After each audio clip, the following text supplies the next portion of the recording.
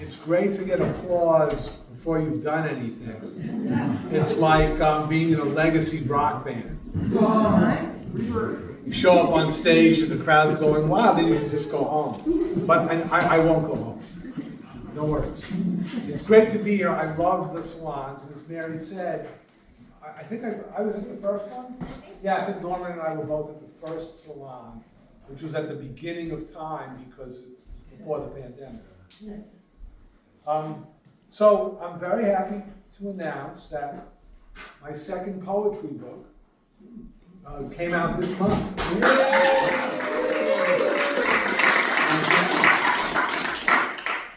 The cover art was done by my life partner, Kim Svoboda, fantastic visual artist. And thank you. Kim's not here right now, she's on tour, but they say you shouldn't judge a book by its cover, but in this case, go ahead. So I was preparing this set, which is going to be mainly from this book, and then, one other poem. I realized that I have performed virtually every poem in this book here. Right, so the Salon community has been part of the process that created this book. I tried to find some poems I had not read here. People can tell me after I finish whether I actually pulled that off. So I'd like to start with a short poem that is the dedication poem in the book, and it is to Kim Svoboda, and it's called Love and Belief. I don't believe in truth, evil, or the self. Yet I'm tired of being lied to and have met some evil dudes. And when you bring your sweet self over here, I could believe in anything.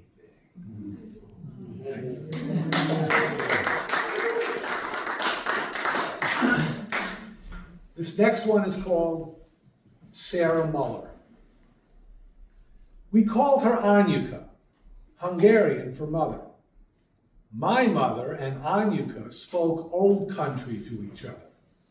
Warm, percussive language laced with love and aggravation.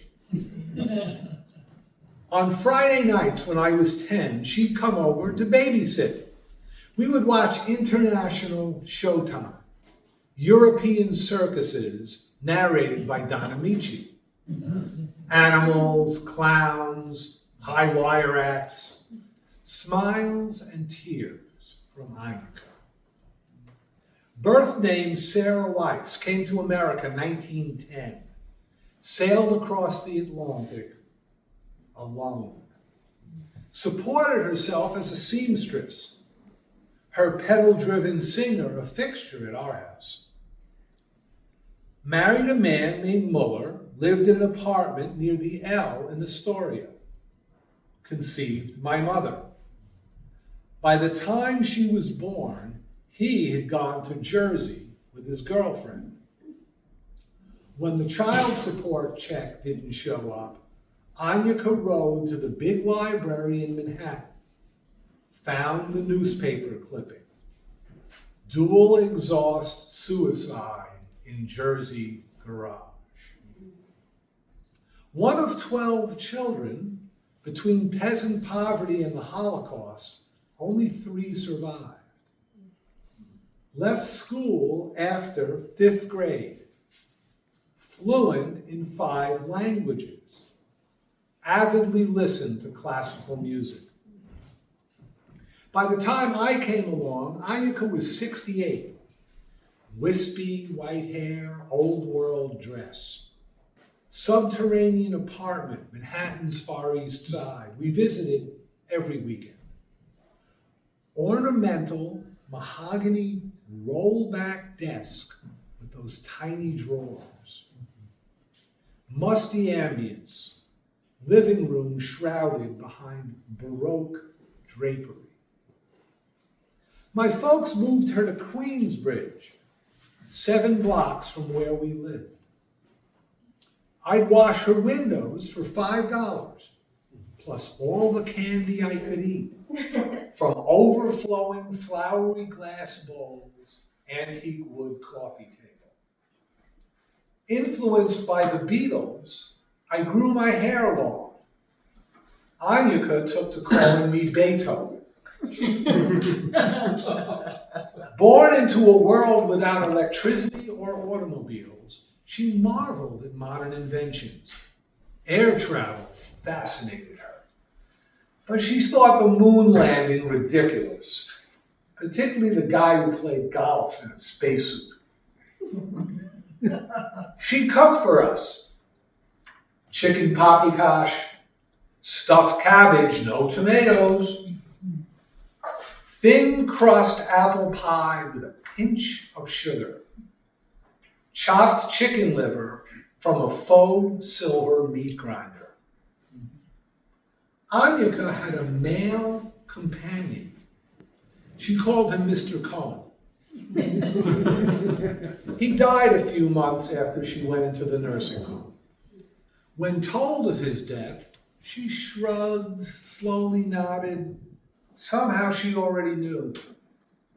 A few years later, she sits silently in her room with a slight smile. I took to visiting alone, one of the last times, a lucid moment. Staring softly into space, she spoke of Ellis Island, the crush of the crowd, the confusion. Frantic call from my folks. Anyuka's dead. What do we do? My friend John was in the business. He brought my folks an urn with Anyuka's ashes. Didn't charge us a dime.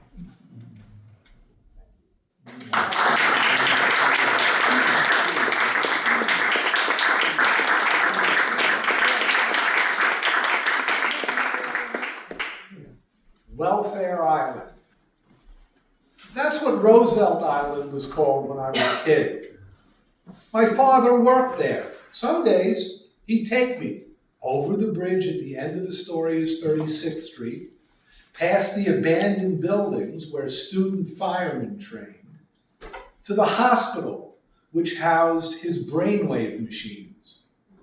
He'd attach electrodes to my head, astonish my senses with light and sound. There was a device on the side that took the measurements, quantifying consciousness. Thank you. Here's one that goes, well, it's still in my childhood. Lucille Jackson. Lucille was 41 when she died. A big, robust, black, working-class woman. She worked for my folks, cleaned the house, took care of us kids afternoons, sometimes all the time when they were away. One of those times, she took us to stay a weekend with her family uptown. I loved the warmth, the disorderliness. We saw a baseball game at the Polo Grounds. It was the first time I ever went to Harlem. Lucille was full of life, all kinds of life. She would talk about her kids. She had 6 of them, or maybe 2 were nephews. About getting loaded and carrying on, about Martin Luther King, about her blood pressure. When she came into her life, she brought some friends with her. Sam Cooke, the Staple Singers, Aretha, Otis, Jackie Wilson. This old brown RCA radio lived on top of the refrigerator. When I came home from school, I'd hear that sweet, sweet music. I was 16 when Lucille died. I was this precocious, scared Jewish kid on his way to college. It was a Monday morning. I was still home, and Lucille was late, very late. My mother called her house. One of her sons answered. I think it was Willie, her oldest. He said they'd had a big party last night, and Lucille had gotten real drunk, and yes, he'd go wake her up right away. He put the receiver down. No one ever picked it up. We could hear the screams and chaos in the background. I was 16 when Lucille died. As a man in the making, I didn't feel anything, just this eerie numbness. 6 months or so later, when I finally got that James Brown lick down on guitar, it hit me. I'm sitting on my bed in Chicago and uncontrollably started to cry. Because Lucille, at that moment, it became clear to me that I would get good at music and you wouldn't be around to be part of it. Thank you.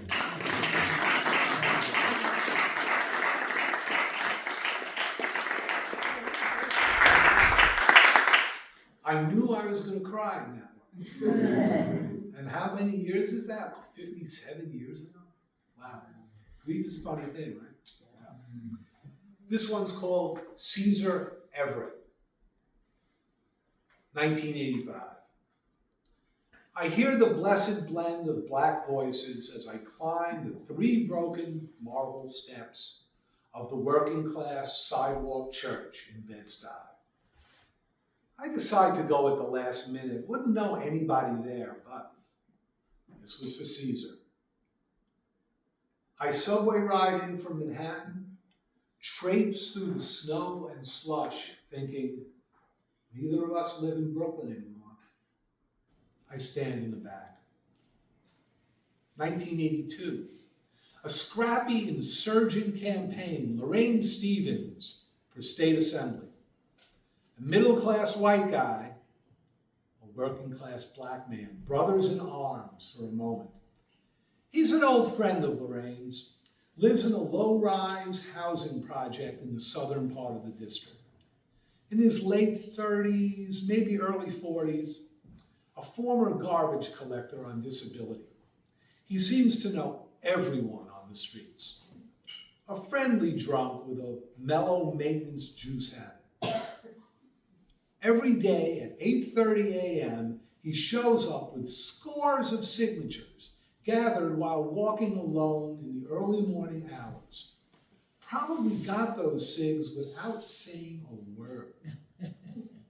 Impromptu barbecue behind his building, old electric guitar and amp in the courtyard. He asks me to play. First, a few funk patterns, then a happy Latin rock groove. He bangs rhythm on silverware while singing nonsense syllables. Later, at a campaign event in his apartment, he speaks. With the politicians out here, these housing projects are just people stacked up on top of each other like Hitler's concentration camps. 1985. Peering between people, Caesar's casket on the chancel. The choir is wailing a crescendo of love and remembrance. I can't fault him for not going to the ER.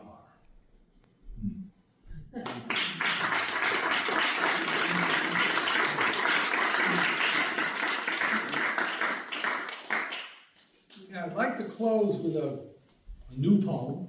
I took this poetry class from a man named Devin Kelly. He's young. I mean, he's probably like 48, but he looks like he's like 29. He teaches poetry in the South Bronx in high school. The class was titled, You Don't Have to Be Good.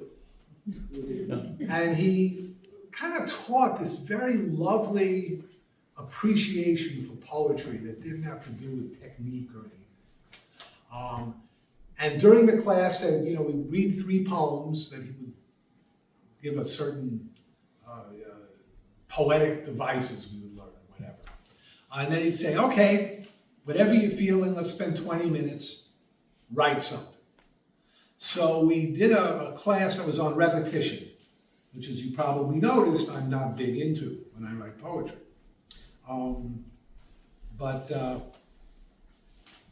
This is what I came up with in that 20 minutes, and you'll see, I tried to nail the repetition thing.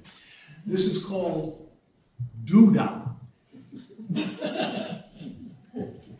Some people hate doing the do.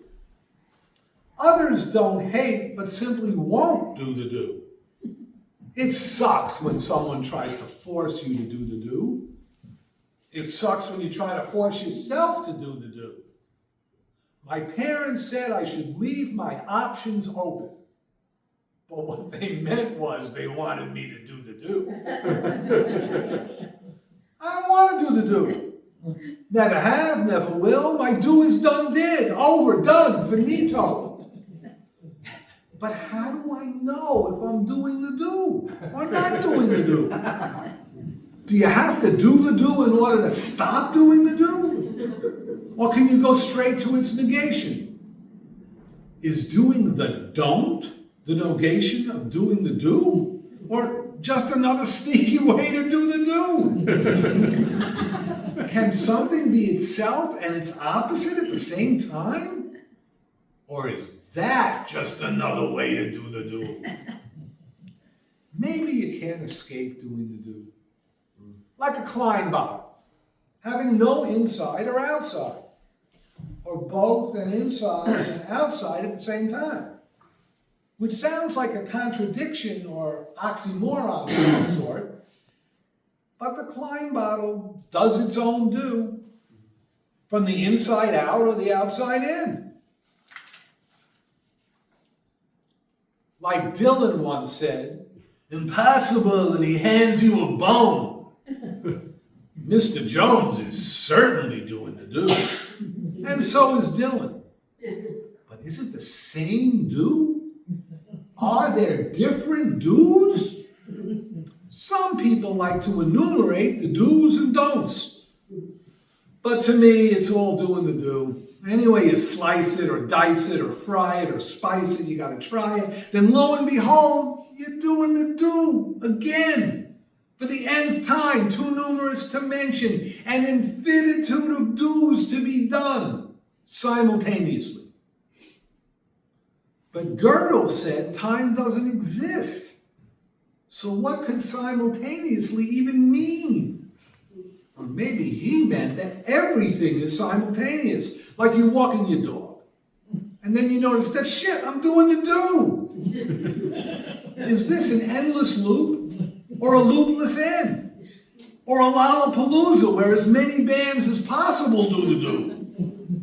There's so much do being done that one can get tired, scared, bored, relieved, believing, or blessed. Ah, the blessed do.